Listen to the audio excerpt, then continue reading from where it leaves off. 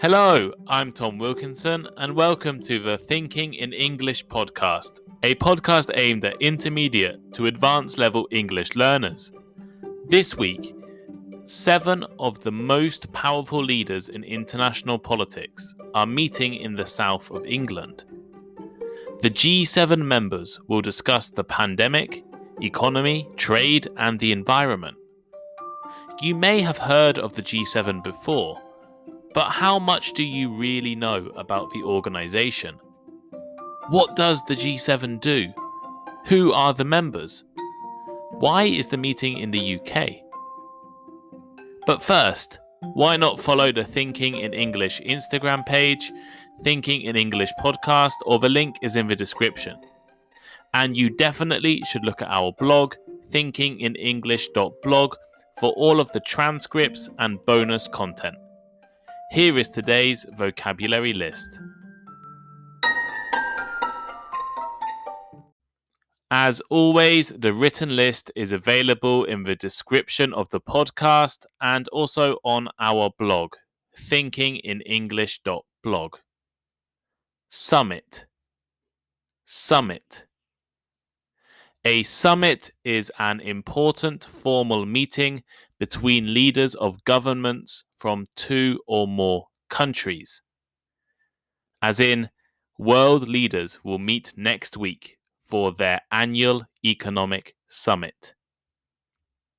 Abbreviated. Abbreviated. When talking about a word or phrase, abbreviated means made shorter by using only the first letters of each word.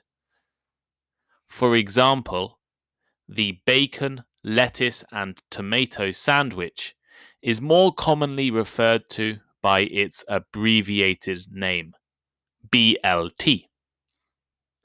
To coordinate. To coordinate. To make various separate things work together. For instance, the government and charities will need to coordinate their efforts to help the homeless. Permanent. Permanent. If something is permanent, it lasts for a long time or forever. For example, she is looking for a permanent place to stay. Presidency. Presidency.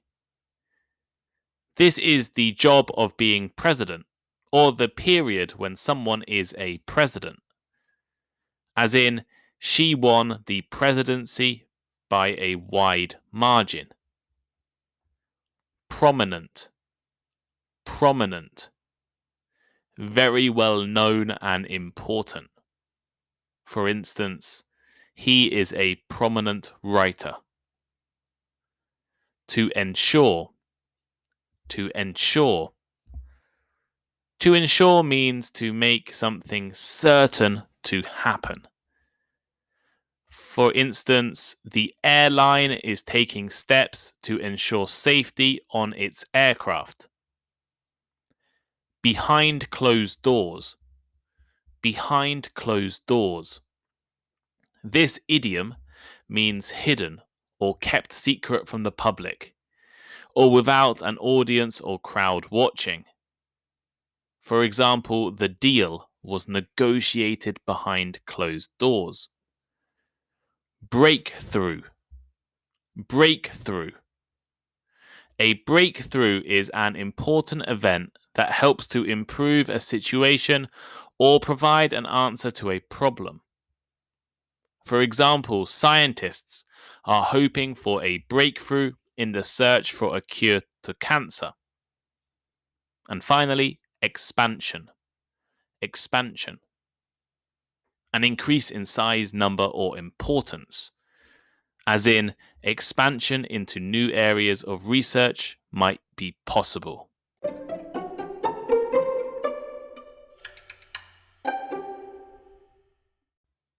This week, in a seaside resort in the very south of England, 7 of the most powerful politicians in the world are meeting for the annual G7 summit.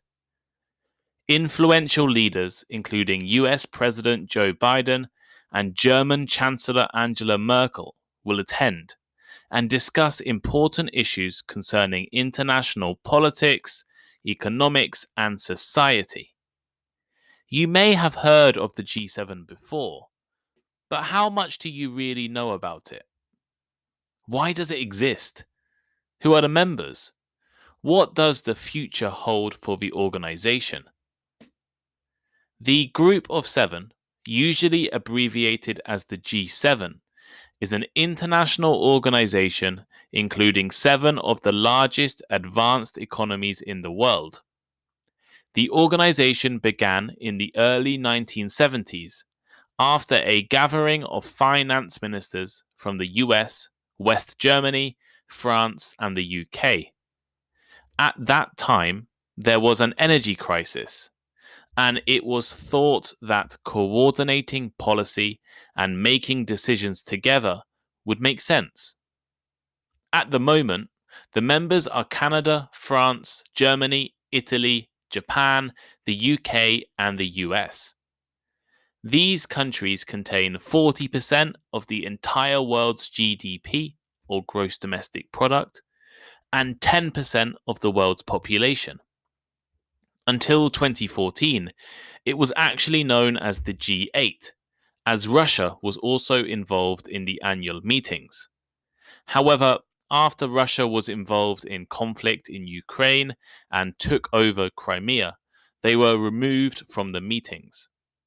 Other powerful countries are often invited as guests. This year, the European Union, India, South Korea, South Africa, and Australia will also attend, either in person or online. One country you probably noticed that I haven't mentioned is China. China is one of the most influential countries in the world, has the world's largest population, and has a massive economy. So, why has it never been a member of the G7? Well, China is actually not seen as an advanced economy, in the same way that the other permanent member countries are. This is because China has a low level of wealth per person. The 7 members of the G7 take turns to hold the presidency of the organization for 1 year and host the annual meeting or annual summit. The UK is in charge of the 2021 meeting and is hosting it in a hotel in the English county of Cornwall. Cornwall is an important area for green technology and environmental science, so has been seen as the perfect location to host this year's conference. For instance, the UK's first geothermal power plant is based there. It is also hoped that by hosting the conference there, it will help the local economy, especially the hospitality and tourism industries, which have been hit hardest by the pandemic. Cornwall is often the UK's #1 tourist destination for domestic tourists, but over the last year and a half, the area has really struggled. However, with 7 of the most important people in the entire world staying in a small seaside village, life for the residents of local towns will change dramatically for a few days.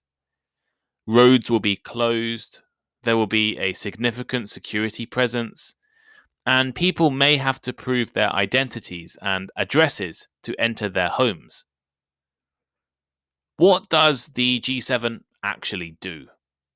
Well, quite a lot, apparently, if you listen to their website. Although this annual meeting of leaders is the highest profile event, ministers and officials from different countries meet throughout the year to make agreements and react to international events.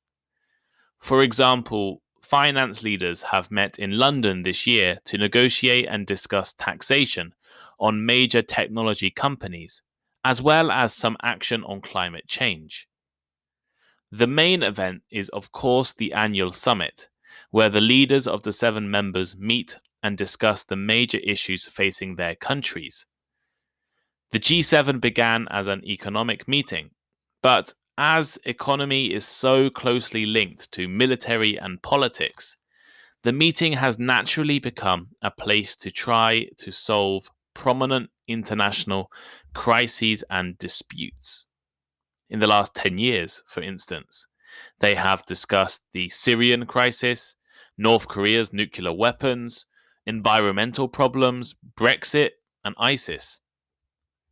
The main topic of the current summit is obviously COVID and the pandemic. In fact, last year's conference was cancelled due to coronavirus, which was the first time a summit had ever been cancelled. Leaders will discuss how to recover from the pandemic and how to build a stronger global health system that can protect us all from future pandemics. Vaccines will also be an important point of discussion, with American and British companies producing most of the vaccines currently available and fully tested. Leaders will talk about how to ensure all countries have access to vaccine supplies and how economies will start to grow again in the coming years. They will also discuss trade and climate change. Climate change is particularly important to the UK, which has been especially proactive in developing and producing policies focused on climate change and global warming. Most of the discussions are in secret and behind closed doors. But at the end of the summit, the host country, so this year the UK, will produce a document which outlines everything agreed by the leaders. The G7 also faces regular criticism from countries not invited to join and from the public. Almost every summit since 2000 has faced large-scale protests, often over conspiracy theories or the overly powerful nature of the event. And this year is no exception. For example, the climate activist group Extinction Rebellion says it expects 1,000 people at its protests in Cornwall. Does the G7 really matter? While the leaders' discussions and meetings are probably more about photo opportunities than actual policy discussion, real work does happen at these summits. Foreign policy experts, diplomats, economic and finance officials, and government ministers hold official negotiations and make significant decisions. And since the 1990s, expanded groups like the G20 and G8+5, as well as invited organizations like the World Bank and African Union, have made these meetings even more productive. Each participating nation and organization has an opportunity to talk with the most influential countries in the world, at the same time and in the same place. And this can lead to real breakthroughs in a relatively short period of time. So here is today's final thought. On this episode of Thinking in English, I have introduced and discussed some of the issues surrounding the G7, or Group of Seven. As a meeting of some of the most powerful countries and organizations in the world, the summit and discussions can have significant real-world consequences. And inevitably, this has led to criticisms and protests by those not invited and the general public. One of the biggest criticisms is that it does not include the two biggest countries in the world, China and India. Over the next 50 years, these two countries will only grow in international influence and economic power. Whereas in the past, the center of world politics and economics was in Western Europe, Asia is increasingly taking over that role. So what does the future hold for the organization? Well, expansion is one possibility, letting new countries join and making it G8, G9, G10. But at the same time, Expanding would mean letting countries join, which are likely to disagree with other members and make it more difficult to agree on anything. I think there have been discussions in recent years concerning South Korea and allowing South Korea to join. But at the same time, South Korea's history with Japan and often a negative and bad relationship with Japan means that it might affect the ability for agreements to be made easily. Instead, I think it is likely we will see rival organizations and meetings, potentially led by China and other countries.